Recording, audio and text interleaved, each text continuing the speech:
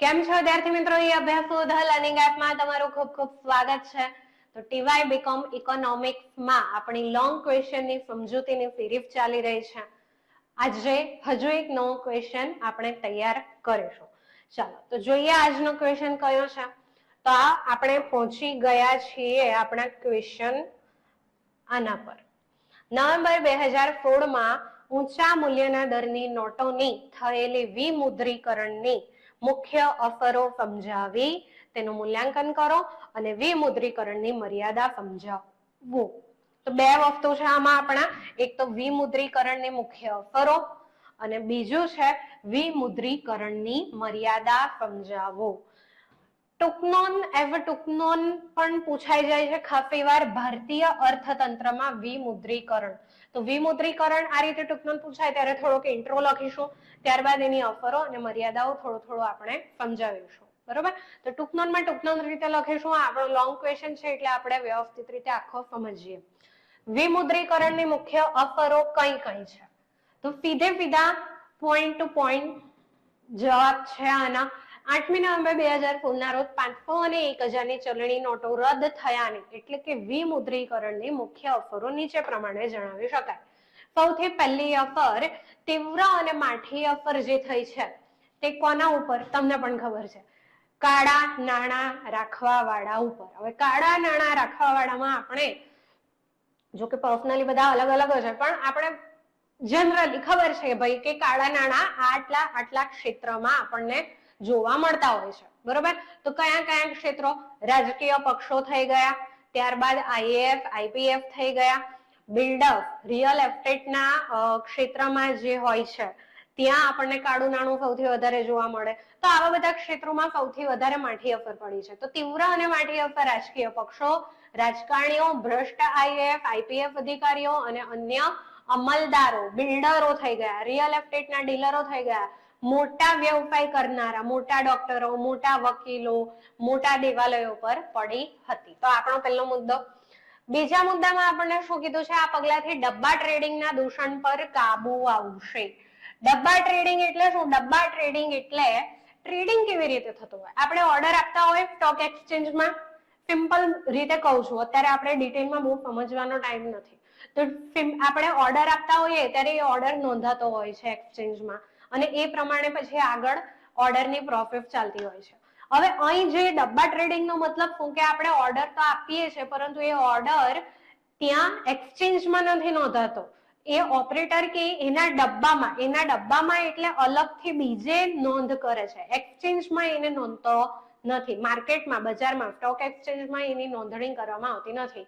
એના બીજા કોઈ પર્સનલ ડાયરી કે જગ્યા કે સોફ્ટવેર ગમે ત્યાં એના ડબ્બામાં, ઇન શોર્ટ તમને કહું, એના ખિસ્સામાં ડબ્બામાં નાખવામાં આવે છે અને પછી એની કિંમત વધશે કે ઘટશે એના આધારે એ બે વચ્ચે વ્યવહાર ચાલતો હોય છે.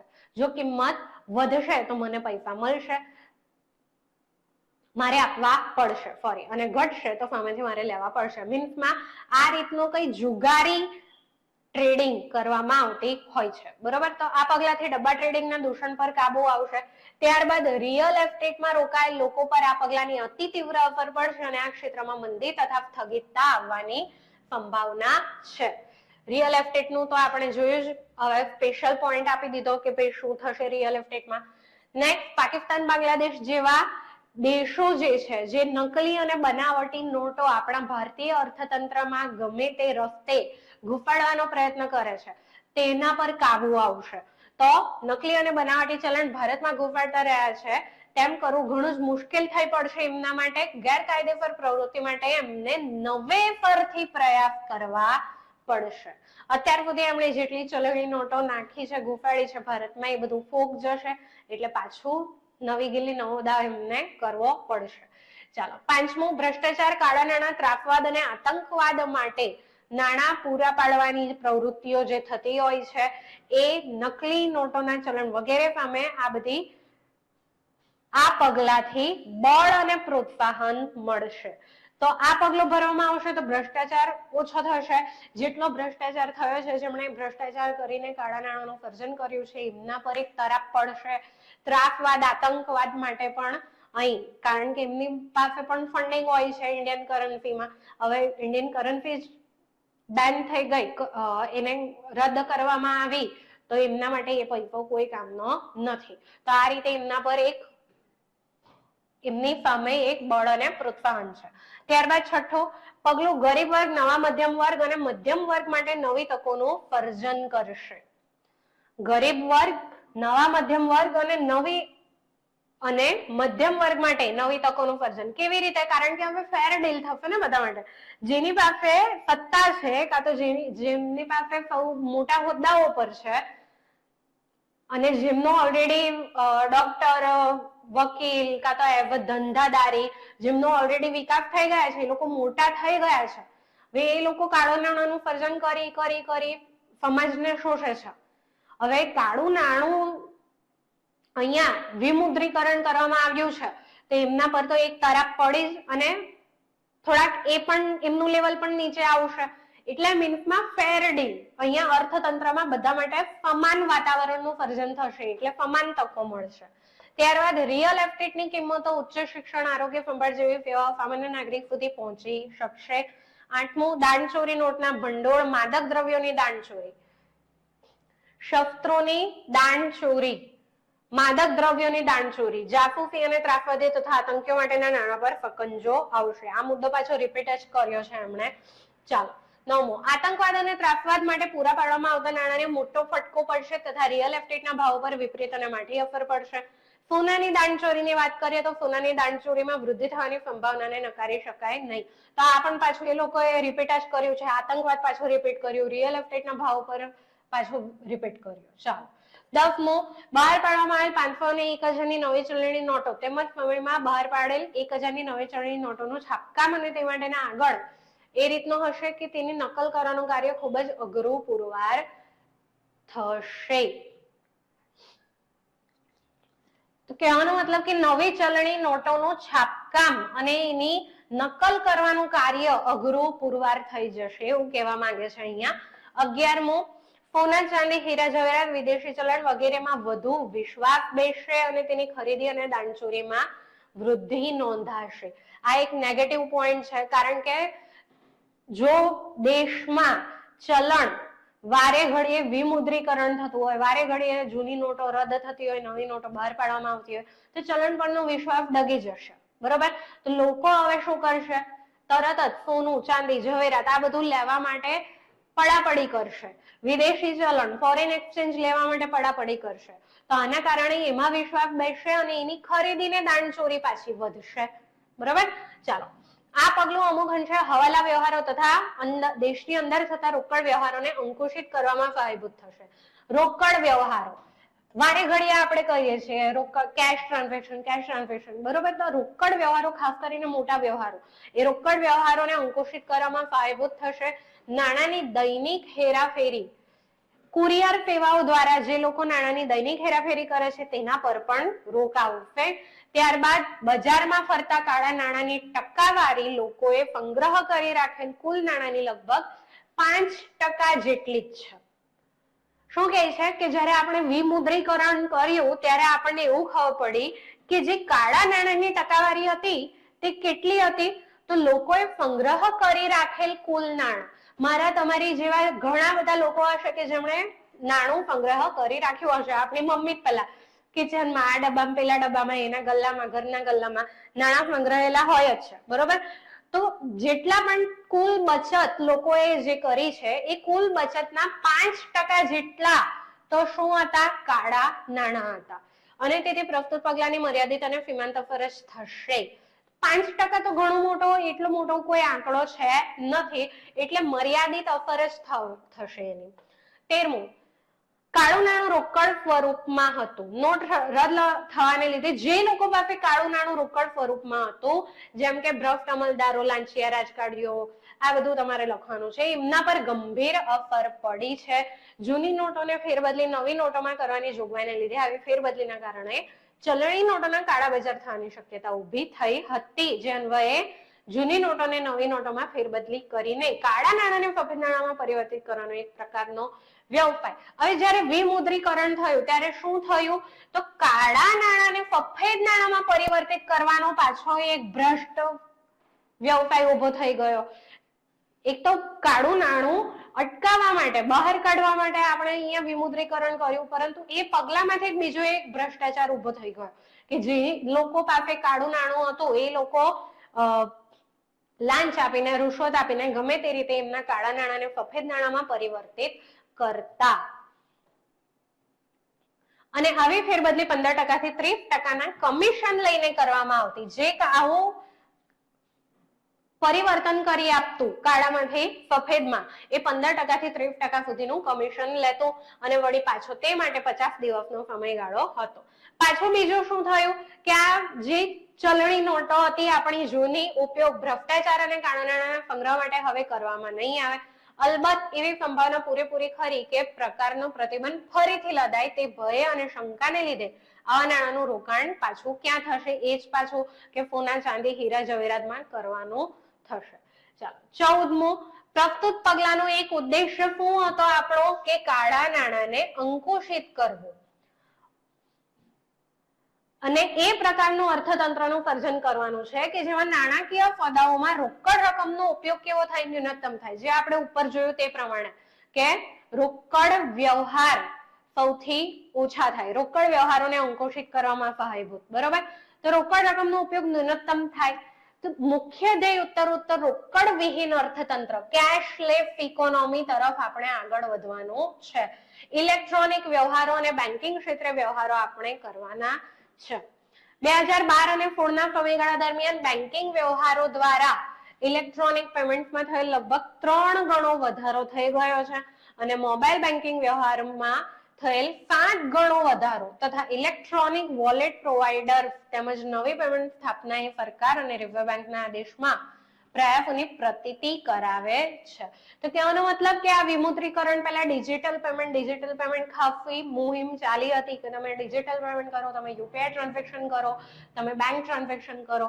તો એ વિમુદ્રીકરણની તૈયારી હતી એક જાતની. બરોબર? તો આટલો આપણને વધારો જોવા મળ્યો છે ડિજિટલ પેમેન્ટમાં. ત્યારબાદ 15મું, ખાનગી મૂડીરોકાણ પર વિપરીત અસર પડી છે અને ફેક્ટરી ઉત્પાદન સંકોચાઈ રહ્યું છે. ખાનગી મૂડીરોકાણ પર વિપરીત અસર પડી છે. હવે જે લોકો મૂડીરોકાણ કરીને ધંધો ઓલરેડી ઉભો કરી દીધો છે એમના માટે એક તો કર્મચારીઓનો પગાર ને કારખાનાના ખર્ચા વગેરે કરવાનું અઘરું પડી ગયું. ઉપરથી કોઈ નવું અહીંયા ઊભું થશે નહીં. ક્યારે? વિમુદ્રીકરણ થાય ત્યારે. બરોબર? કે મૂડી રોકાણ કરવા માટે એમને અઘરું પડશે. કેમ? કારણ કે એમની પાસે ઓલરેડી થોડા ઘણા પૈસા હતા, એ પણ વિમુદ્રીકરણ થઈ ગયા. તો ખાનગી મૂડી રોકાણ પર વિપરીત અસર પડશે. ફેક્ટરી ઉત્પાદન સંકોચાઈ રહ્યું છે. ફેક્ટરી વિસ્તરણ થવાને ની જગ્યાએ સંકોચાઈ ગઈ. કેમ? કારણ કે એમને ની ઈચ્છા હોય ત્યારે તો પણ એમને બંધ કરવી પડી. બરાબર? 5 આઉટલેટ હશે તો એની જગ્યાએ 3 ચલાવવા પડે, કારણ કે કર્મચારીઓનો પગાર, ખર્ચા એ બધું ચલાવવાનું મુશ્કેલ થઈ ગયું હતું ત્યારે. વિમુદ્રીકરણ આર્થિક દર્દની પ્રક્રિયાને લંબાવી શકે એમ છે. તો આ આપણી થઈ વિમુદ્રીકરણની અસરો. હવે વિમુદ્રીકરણના પગલાની મર્યાદાઓ કઈ કઈ છે તો આના પણ મુદ્દા અહીં આપણે જોવાનું છે. વિમુદ્રીકરણના પગલાની મુખ્ય મર્યાદાઓ નીચે પ્રમાણે નિર્દેશી શકાય. પહેલી મર્યાદા કઈ? તો નવી ચલણી નોટોની છપામણીનો ખર્ચ જે હતો તે કેટલો હતો? લગભગ 7,965 કરોડ. અને વિમુદ્રીકરણ બાદ રિઝર્વ બેંકમાં જમા નહીં થયેલી અથવા પરત નહીં આવેલી 16,000 કરોડની ચલણી નોટોના મૂલ્યની લગભગ 50% જેટલી રકમ તો એમણે ખાલી છાપવામાં જ કાઢી નાખી. વિમુદ્રીકરણ થયું, જેટલું પણ અર્થતંત્રમાં નાણું છે બધું પાછું રિઝર્વ બેંક પાસે આવવું જોઈએ, પણ રિઝર્વ બેંક પાસે 16,000 કરોડ તો આવ્યા જ નથી. અને 16,000 કરોડના 50% 7,965 કરોડ એમણે ખર્ચો કરી નાખ્યો નવું ચલણ છાપવામાં. બરોબર. તો અહીંયા આ પ્રકારની એક મર્યાદા બતાવવામાં આવી છે. જૂની ચલણી નોટો રદ કરીને નવી ચલણી નોટો માટેનો આ ખર્ચ કેટલે અંશે વાજબી છે એવો પ્રશ્ન ઉભો થાય છે. દલીલની સામે બીજો એક પ્રબળ મત એવો છે કે જ્યારે પાડોશી દેશો તરફથી નકલી ને બનાવટી નોટો છાપીને આપણા દેશમાં ઘૂંટવામાં આવતી હોય અને કોરી ખાતું હોય તો સરકાર પાસે 500 અને 1000 ની ચલણી નોટો રદ કર્યા સિવાય, હા સીધી વાત છે કે આજુબાજુના દેશો જ્યારે જૂનું આપણું જે ચલણ હતું એ ચલણ અર્થતંત્રમાં ઘૂંસાડ્યું. હવે આપણી પાસે એક જ રસ્તો ચલણી નોટો બદલી નાખો તો જ આ લોકો પર તરાપ બેસશે, નહીં તો બીજો કોઈ એમના પર તરાપ મારવાનો રસ્તો નથી. તો કરવું જ પડે, આ વિમુદ્રીકરણનું પગલું લેવું જ પડે. બીજું કે એમ કહેવાયું છે કે ચલણી નોટોનું વિમુદ્રીકરણ અર્થતંત્રમાં કાળા નાણાંને અંકુશિત કરવામાં સહાયભૂત નીવડશે. કાળા નાણાંને અંકુશિતકરણ છે. તો કાળા નાણાંનું રોકાણ ચલણી નોટોમાં થયેલું હોતું નથી. અહીંયા હવે મર્યાદા શું કહે છે કે કાળા નાણાંનું રોકાણ કઈ નોટોમાં થોડી થયેલું હોય. એ કાળું નાણું તો સોનાના સ્વરૂપે, ચાંદીના સ્વરૂપે, હીરા જવેરાત સ્વરૂપે, રિયલ એસ્ટેટમાં, અમેરિકન ડોલર કાં તો બીજા કોઈ ફોરેન એક્સચેન્જ કરન્સીમાં રોકાયેલું હોય છે. બધા કઈ નોટો થોડી રાખે મૂકે ઘરમાં, લાદીઓની નીચે, દીવારમાં કાં તો બેડમાં, બરોબર. તો ચલણી નોટોમાં નથી હોતું. એ લોકો તો કાળું નાણું જેવું જ આવે તરત જ એનું ઇન્વેસ્ટમેન્ટ ક્યાંક ને ક્યાંક કરી દે. સોનું લઈ લેશે, કાર લઈ લેશે, કોઈ પ્રોપર્ટી લઈ લેશે, ફોરેન એક્સચેન્જ લઈ લેશે, હીરા જવેરાત લઈ લેશે, બરોબર. અને પાછું બીજું કે જો ચલણમાં રાખે પણ તો બીજા દેશો છે જ ભાઈ અહીંયા સહાય આપવા. ખૂબ જ મોટો હિસ્સો સ્વિટ્ઝરલેન્ડ છે, દુબઈ, મોરેશિયસ, સાયપ્રસ, આ બધા જેવા દેશોમાં સ્વર્ગસ્વમાં દેશો છે. આ ટેક્સ હેવન કન્ટ્રી કહેવામાં આવે છે આને. કેમ? કારણ કે આ દેશોની બેંકો કોઈ પણ જાતની વિગત ડિક્લેર કરતી નથી. તો ભારત સરકારને ખબર જ ના પડે કે આપણા દેશના નાગરિકોના કેટલા રૂપિયા ત્યાં છે. તો ખબર જ ના પડે કે કાળું નાણું કેટલું છે આપણા દેશનું બહારના દેશની બેંકમાં. ચાલો ત્રીજું, નવેમ્બર 2016 માં દેશમાં ચલણી નોટોનું કુલ પ્રમાણ લગભગ 15.44 લાખ કરોડ જેટલું હતું. નવેમ્બર 16 માં કેટલી ચલણી નોટો હતી આપણી? 500,000 બધું થઈને તો 15.44 લાખ કરોડ. આ પૈકીની 15.28 લાખ કરોડની ચલણી નોટો 30 જૂન 17 સુધી બેન્કિંગ સિસ્ટમમાં પાછી આવી ગઈ. તો હજુ બાકી કેટલી રહી? લગભગ 99% જેટલી ચલણી નોટો તો બેંકોમાં પાછી આવી ગઈ. ખાલી બાકી કેટલું રહ્યું થયો કે કેવળ 16,000 કરોડની ચલણી નોટો જ પરત થઈને આવી ન હતી. તો કહેવાનો મતલબ કે 1% એમ ટકામાં જોવા જઈએ તો આપણને લાગે 1% હતું કાળું નાણું, બરાબર. તો ઘણો ઓછો અહીંયા આપણને પોર્શન લાગે છે. પરત થઈને આવી ન હતી. તો આમાં જોઈએ તો અર્થતંત્રમાં કાળું નાણું ક્યાં છે ભાઈ? અને છે તો તે ક્યાં ગયું? એવી અપેક્ષા હતી કે લગભગ અપેક્ષા, હવે એક્સપેક્ટેશન કેટલી હતી કે 3 લાખ કરોડ જેટલું કાળું નાણું તો નીકળશે જ વિમુદ્રીકરણનું. 3 લાખ કરોડ આપણી પાસે પાછા આવશે નહીં, બરોબર. પરંતુ આ આંકડો ક્યાં સુધી રહ્યો? 16,000 કરોડ સુધી જ. ક્યાં 16,000 કરોડ ને ક્યાં 3 લાખ કરોડ, બરોબર. ચાલો ચોથી મર્યાદા, 2000 ની ચલણી નોટ જારી કરવાનું પગલું સમજી શકાય એમ નથી. 2000 ની નોટ કેમ બહાર પાડી ભાઈ? એવો પ્રશ્ન તો ઘણા બધાના મગજમાં હતો, બરોબર. અને વ્યાજબી પણ હતો કે કાળું નાણું રાખવાનું કાર્ય તો વધારે સરળ થઈ જાય 2000 ની નોટ હોય તો. કારણ કે જ્યાં આપણે 100 નોટ રાખવી એની હોય તો એની જગ્યાએ 25-50 નોટો રાખવાની થઈ જાય. પૂરતી તકેદારી રાખવાની રહેશે કે આ પગલાથી નવા કાળા નાણાંનું પાછું સર્જન થાય નહીં. અને એના માટે 2000 ની નોટો પાછી ખેંચાઈ ગઈ અર્થતંત્રમાંથી, બરોબર. ચાલો પાંચમું, એ જ રીતે નોટો પર પ્રતિબંધ મૂકવાથી કાળા નાણાંના જથ્થાની સમસ્યાનો તો તે વિચાર કરે છે. કાળા નાણાંના જથ્થા પર તો વિચાર કરે છે, પરંતુ મુખ્ય પ્રશ્ન કયો છે? તો આ પગલાથી લોકો તેમની બધી આવકોના સ્ત્રોતોની જાણકારી સત્તાવાળાઓને આપી તેના પર કરવેરો ભરતા થઈ જશે કે કર વ્યવસ્થા વધુ સરળ અંતરસંગત ન બને ત્યાં સુધી દેશે પ્રતીક્ષા કરવી પડશે. શું કહેવા માંગે છે કે વિમુદ્રીકરણ કર્યું, આપણે પ્રતિબંધ મૂકી દીધું, કાળા નાણાંની જથ્થાનો સમસ્યાનો વિચાર કર્યો, પરંતુ કયો વિચાર ના કર્યો કે લોકો પોતાની બધી જ આવક જાહેર કરી જ દેશે. અને જાહેર કરી પણ દે તો એમના માટે કરવેરા ભરવા માટે કર વ્યવસ્થા વધુ સરળ અને તર્કસંગત બની જશે. એ ક્યાં છે? કરવેરાની વ્યવસ્થા હજુ પણ જટિલ જ છે. બરોબર. તો આ રીતે અહીંયા કહેવામાં આવ્યું છે. બીજું કે બીજા લૂપ હોલ ઘણા બધા છે કાયદાઓમાં, જેમ કે ખેતીની આવકનો માર્ગ. ખેતીની આવકના માર્ગનો ઉપયોગ ઘણી વાર ઘણા બધા લોકો કરવેરા ટાળવા માટે એ રસ્તાનો ઉપયોગ કરે છે. પરોક્ષ કરવેરાના બહુલક્ષી દર અને મુક્તિઓ અસ્તિત્વમાં રહેશે ત્યાં સુધી કરચોરી અને કરને ટાળવાની સમસ્યા ભાગ્યે જ દૂર થશે. તો આપણે આપણા ટેક્સના સિસ્ટમ ઉપર પણ કામ કરવાનું છે. છઠ્ઠું, કાળું નાણું એ છે કે જે સત્તાવાળા સમક્ષ આવકના રૂપમાં જાહેર કરવામાં આવેલું નથી. સીધો સિમ્પલ ટૂંકમાં મિનિંગ આપેલો છે અને તેના પર કર ચૂકવાયો નથી. હવે કાળું નાણું ભ્રષ્ટાચારથી જ મેળવાયું હોય એ જરૂરી નથી. ઉત્પાદન નહીં બતાવીને પણ કાળા નાણાંમાં કન્વર્ટ કરવામાં આવે, આબકારી જકાત નહીં ભરીને પણ કાળું નાણાંનું સર્જન થાય. ત્યારબાદ બધી જ આવક રોકડ સ્વરૂપમાં જ રખાતી હોય એ આવશ્યક નથી. જેમ ઓલરેડી પહેલા પણ તમને કીધું કે સોના ચાંદી પ્રોપર્ટીના સ્વરૂપે પણ હોઈ શકે. વિદેશી બેંક ખાતામાં રાખવામાં આવી હોય કાં તો બધી જ રોકડ રકમ એ કાળું નાણું નથી. બરોબર. ચાલો, ત્યારબાદ પાંચમા પર આવીએ આપણે. તો વિમુદ્રીકરણને લીધે 15 લાખથી પણ વધુ લોકોએ રોજગારી ગુમાવી છે.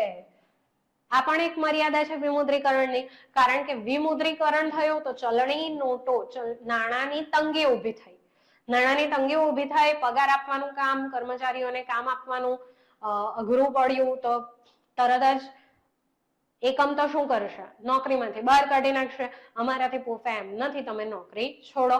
તો કર્મચારીઓને રોજગારી ગુમાવી. વિપરીત અસર નાના અને મધ્યમ સાહસો પર ખાસ થવા મળી, કારણ કે નાના અને મધ્યમ સાહસો પાસે તો ઓલરેડી નાણાંની તંગી હોય. નાના છૂટક વેપારીઓને અને છૂટક ડીલરો વગેરે પર થઈ. અનેક નાના અને મધ્યમ કદના સાહસો બંધ થઈ જવા પામ્યા, કારણ કે તેમના કર્મચારીઓ વેતન ચૂકવવા માટે રોકડની તીવ્ર ખેંચ અનુભવતા. આઠમી મર્યાદા કઈ છે? તો આરંભમાં શું થયું વિમુદ્રીકરણમાં? આમ આદમીને બેંકો સામે ઘણા દિવસો ઘણા કલાકો સુધી લાઈનમાં ઉભું રહેવું પડ્યું નાણાં કન્વર્ટ કરવા માટે, કારણ કે પાછો ટાઈમ લિમિટેડ હોય. આવતીકાલે નંબર આવશે, પરમ દિવસે નંબર આવશે, એ આશામાં આપણે તો આજે બેસી નથી રહેવાના. તો આજે બધા એકી સાથે બેંકો સામે લાઈન લાગી ગઈ અને પછી આ રીતે ઘણા કલાકો સુધી લાઈનમાં ઉભું રહેવું પડ્યું. અને પાછું કહેવામાં આવે છે કે લગભગ 100 થી પણ વધુ લોકોના મૃત્યુ થયાના અહેવાલો છે. 9, છાપકામમાં થયેલ વિલંબ અને તે નોટોને ચલણમાં આવતા વિલંબને લીધે પણ ઘણા લોકોને અવગણ અનુભવાય છે. તો આ એક મર્યાદા રહી કે ભાઈ છાપકામમાં વિલંબ થઈ ગયો, એ નાણું પાછું અર્થતંત્રમાં નાખવામાં વિલંબ થયો. 10મું, બેંક અધિકારીઓને સ્થાપિત હિતો, જેમ કે રાજકારણીઓ થઈ ગયા, મોટા ઉદ્યોગો, વેપારીઓ, સરકારી વિભાગોના અધિકારી થઈ ગયા, આ બધા વચ્ચેની સાંઠગાંઠના કારણે ભ્રષ્ટાચારના બી અનેક કિસ્સાઓ જણાય. જેમ કે મેં કીધું વિમુદ્રીકરણ ભ્રષ્ટાચાર પર તાળાપ મારવા માટે હતું, પરંતુ હવે ભ્રષ્ટાચાર એમાંથી જ એક ભ્રષ્ટાચાર ઉભો થઈ ગયો કે કાળા નાણાંનું સફેદ નાણાંમાં સર્જન કરી આપીશું. બરોબર. તો આમાંથી એક ભ્રષ્ટાચાર ઉભો થયો. 11મું, ફૂલ 17માં કુલ ઘરેલું પેદાશમાં લગભગ 1.5% ઘટાડો નોંધાયો હતો. ક્યારે? વિમુદ્રીકરણનું જે વર્ષ હતું 2017 તેમાં. તો આપણે ઘરેલું પેદાશ, કુલ ઘરેલું પેદાશ જીડીપી ના રેટ ઉપર પણ સાથે સાથે અહીંયા અસર પડ્યું છે, ઘટાડો થયો છે. તો આટલા હતા આપણા વિમુદ્રીકરણની અસરો અને મર્યાદાઓ. એકદમ ઇઝી ક્વેશ્ચન છે, નાના નાના મુદ્દા છે, વારે ઘડીએ ખાસી વાર પૂછાયા કરે છે. અર્થતંત્રમાં વિમુદ્રીકરણ ટૂંકનોંધ તરીકે ખાસ પૂછાયા કરે છે. બરોબર. તો વ્યવસ્થિત રીતે કરી લેજો. આવજો. Best of luck.